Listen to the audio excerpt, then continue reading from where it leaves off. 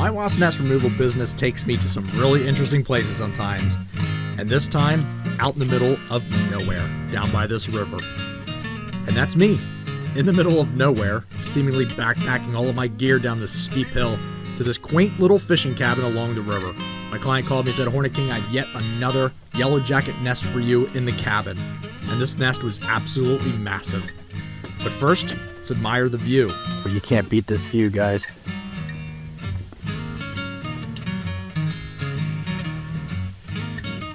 Gorgeous. Alright, so today I'm down by the river.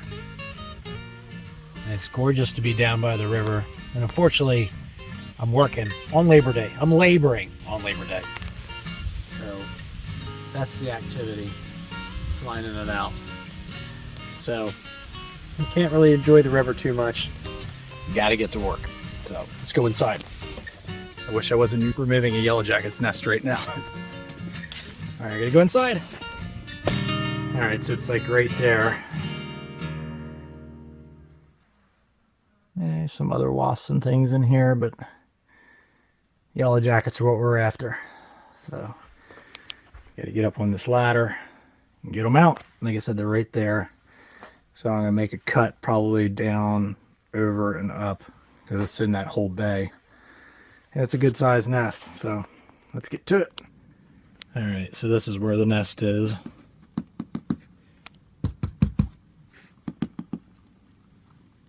So there's nothing left there. So I'm gonna make a cut right along this seam, over, and back up into this joint.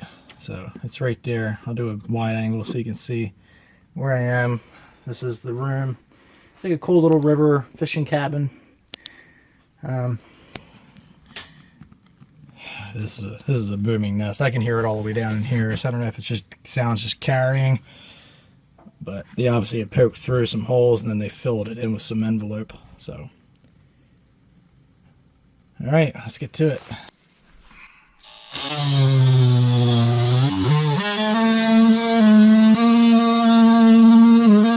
I'm sure they didn't like that.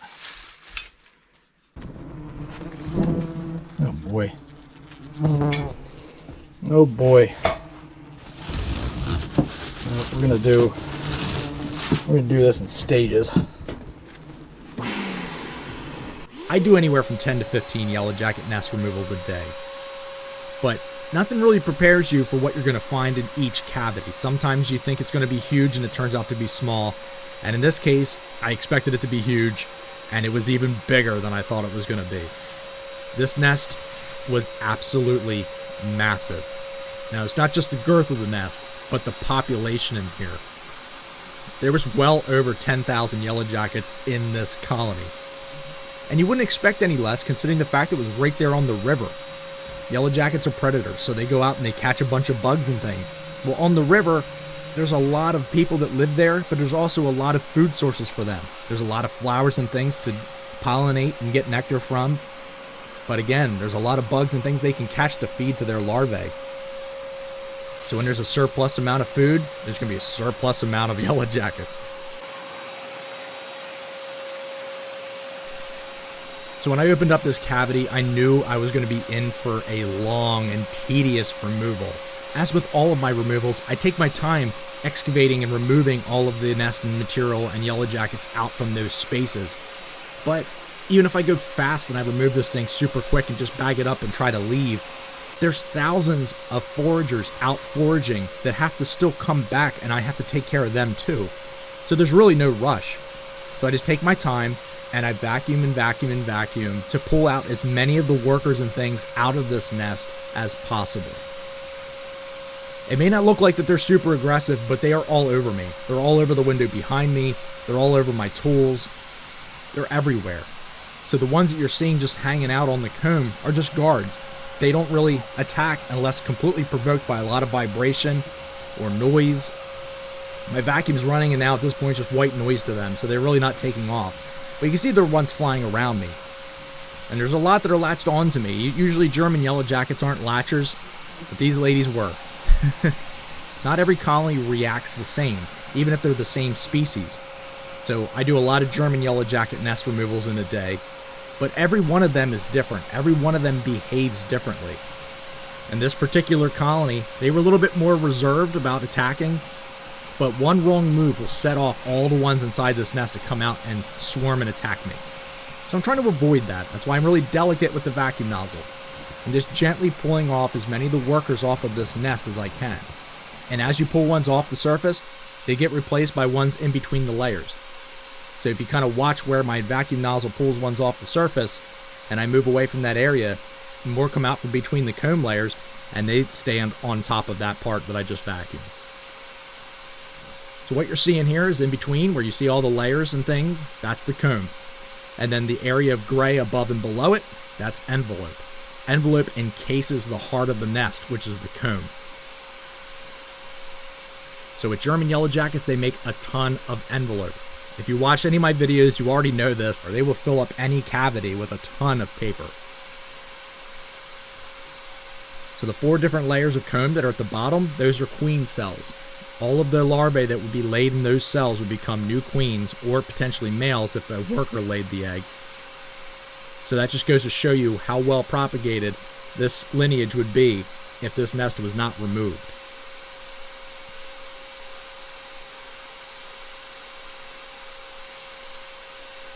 And this is a little fishing cabin. People are going to ask, well, this thing looks like it's kind of in disrepair.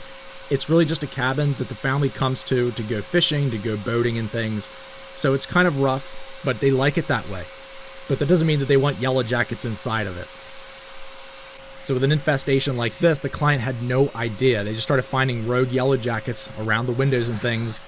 And they called me because they know better. Now that I've come and done about 4 different removals for them, they know that that means, yeah, we got a nest inside somewhere. So they didn't do any exploring. They had no idea where it was. I walked around the outside and I found the highway or the airport going in and out from that one wall. And I knew that that's where our problem was going to be. So once I got up on the ladder and just put my ear to the wall, I could hear this thing from the apex of where the soft spot was all the way down about pretty much to the top of the window below. And something I don't show here on this particular removal is I actually have another vacuum on the outside vacuuming up the returning foragers as they're coming back. There was a couple different holes, so I chose the one that was the most active to set up the vacuum at. But you'll notice once I pull this nest out that there were still ones flooding in from the outside into this wall cavity. They were trying to avoid the vacuum, even on the outside. They've never seen a vacuum before, but they knew to avoid it.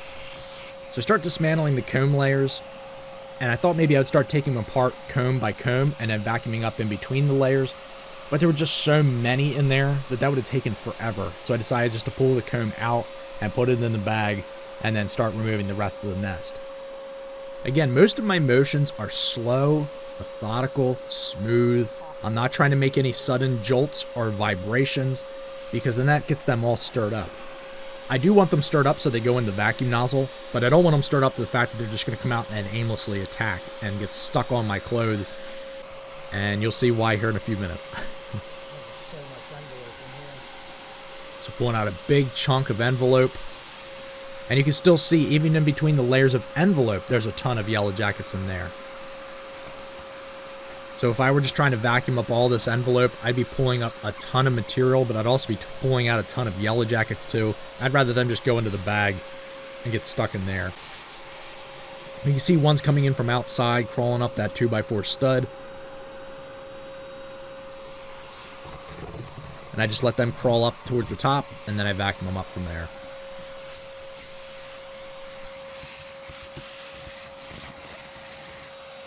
But right here, I get stung on my wrist. Bam. Alright, got stung on the frickin' wrist. Pull down the last little bit of envelope. But this doesn't mean I'm done yet, because there's still a lot of yellow jackets that made their way into the living space. So I gotta vacuum them off the window, get them off my tools, seal up this bag so no more come out of the bag itself.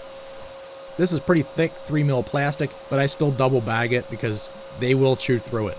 They know that their nest isn't supposed to be in that bag, so they'll start chewing their way out. It usually gives them about 20 minutes, they'd be out of that bag. So I'll double bag it once I'm done here.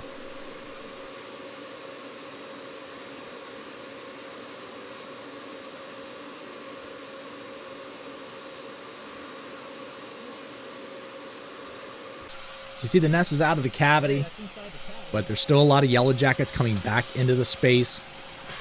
So just stay here for a little bit and just continue vacuuming up the ones coming back into the space. Again, this part's a little bit tedious because you're just waiting around, but I use this opportunity to set the vacuum inside of that cavity, and then I start packing up tools and things and carrying them outside. And then I turn around, and then there's a lot of yellow jackets on the window behind me. Alright, just gotta get those last few. You can hear them chewing in the bag. So I need to double bag that ASAP. And then that's the patch spot. So I'm gonna put some treatment in there in that hole and then seal it up. And then I'm ready to roll. Man, that's a heavy nest for sure. And you put it in your truck. So I just get my extension and just stand there on the ladder and just vacuum them up from there.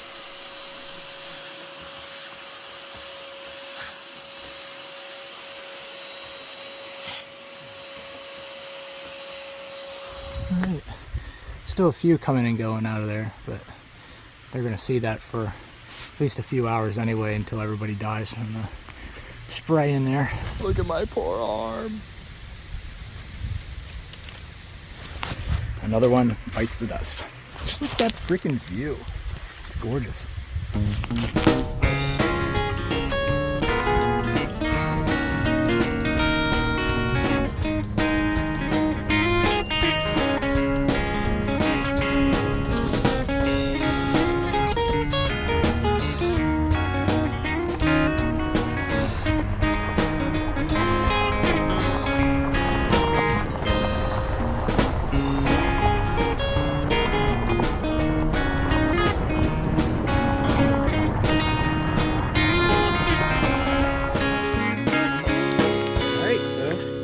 Home and fed on the birdies. Are you enjoying that, Rhea-the-Rhea? Go ahead, Doris. Oh, sweetie birdie. I know, what a big lady you are. And then toss them out for the other birdies.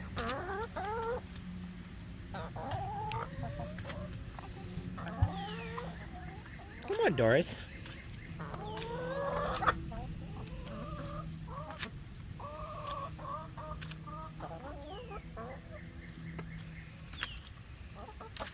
Oh. Of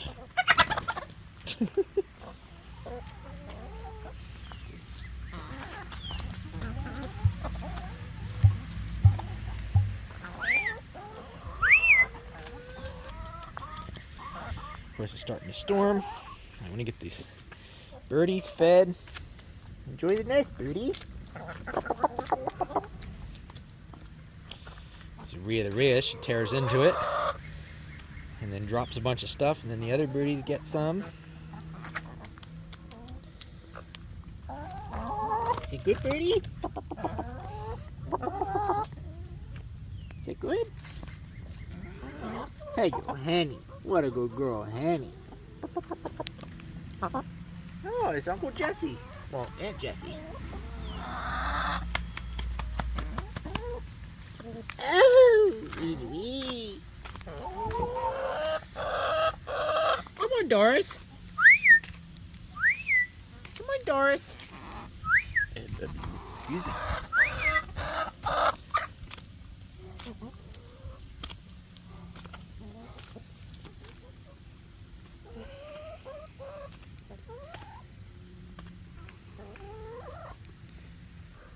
Oh, wee-wee.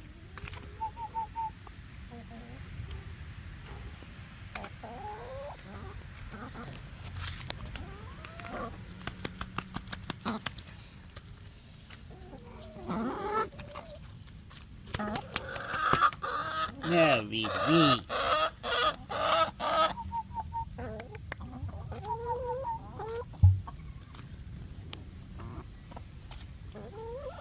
What a bunch of pesky booties.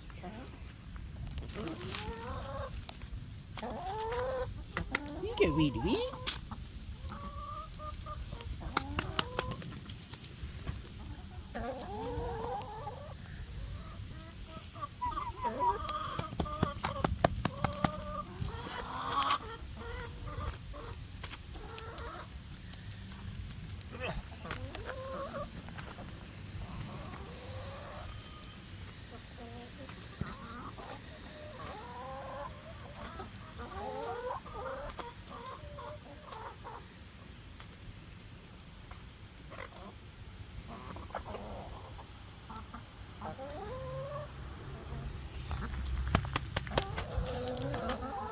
Alright, well enjoy the rest of your nest, birdies. Look at all these birdies.